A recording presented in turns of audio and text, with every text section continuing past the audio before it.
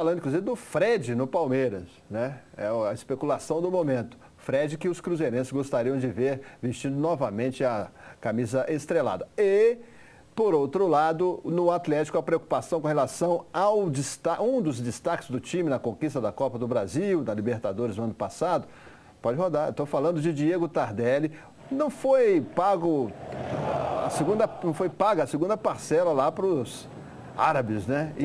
E aí? Está na FIFA, né? Um recurso do Atlético para aumentar ali o prazo. Mas é interessante que é o seguinte, a FIFA cobra do Atlético e a FIFA também cobra do futebol português o que o clube lá está devendo para o Atlético. Entendeu? Então não é só o Atlético que está nessa situação. Agora, é claro, o Atlético tinha um planejamento, inclusive com o dinheiro da venda do Bernard. Como essa grana ficou retida, eu acho que isso deu uma abalada nas finanças do Atlético, na programação. Sem dúvida. Então, e tem essa história aí do refis, se vai, se não vai, que eu não entendo no Brasil. O ministro aprova e depois desaprovam. Quer dizer, eu não estou entendendo. Esse ministro era para quê? Que ministro é esse? O Manteiga estava lá para quê? Só para escutar grito da Dilma? Ele celebrou o acordo, e aí? Veio um negócio estranho. E embarcou. Ou então o ministro, a equipe do ministro não olhou direito, não conferiu. É uma situação realmente que complicou as finanças do Atlético, que agora deve aí, a dívida estaria em torno de 10 milhões nessa parcela. O Tardelli tem tuitado, né, algumas coisas que têm provocado polêmica, né? Tem sido criticado, mas é aquela situação, o jogador em campo se dedicou, né? E o compromisso que foi feito com ele, se não tiver sido cumprido, nada mais correto, direito dele reivindicar. Tem que reivindicar pela imprensa, pelo Twitter e tal, aí já é outra questão. Mas aí, Léo, a gente começa a entender algumas coisas. Por exemplo, eu nunca entendi a tal ressaca de Libertadores e a queda do Atlético num determinado momento. E eu fico pensando, será que era por falta de pagamento de prêmios? Porque é bom a gente voltar no tempo e conferir. Porque o Atlético que terminou a Libertadores era dali para frente, inclusive no Mundial, foi uma vergonha. Foi. O que foi aquilo? O Atlético jogou tão mal por quê?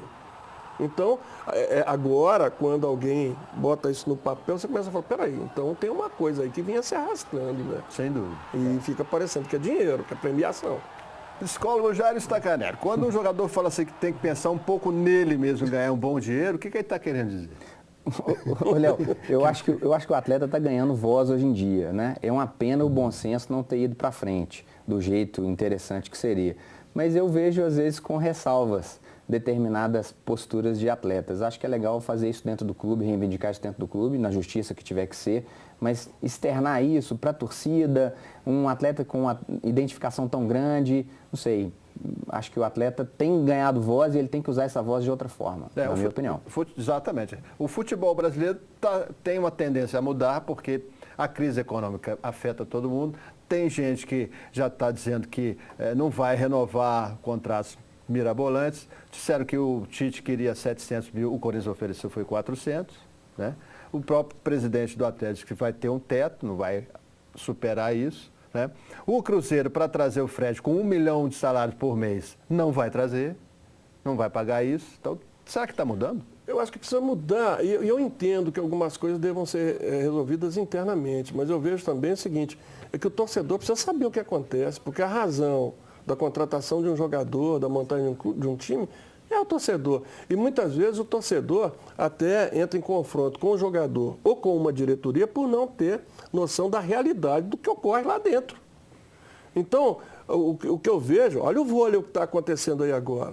Vira aquela caixinha que, não, isso aqui é interno, mas acontece que o torcedor enxerga que tem alguma coisa errada e fica sem saber. Chega um momento que é preciso explicar. O futebol hoje precisa partir por esse caminho, porque chega uma hora que aí vem, a grana foi retida. Por quê?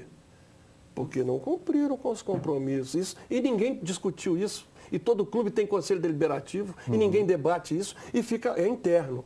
Então, eu acho que à medida que o torcedor toma conhecimento, ele tem uma condição maior de apoiar ou de contestar alguma coisa do clube. Porque muitas vezes o jogador é vaiado, o treinador é chamado de burro e, no entanto, ninguém avalia as condições que esse pessoal tem dentro de um clube.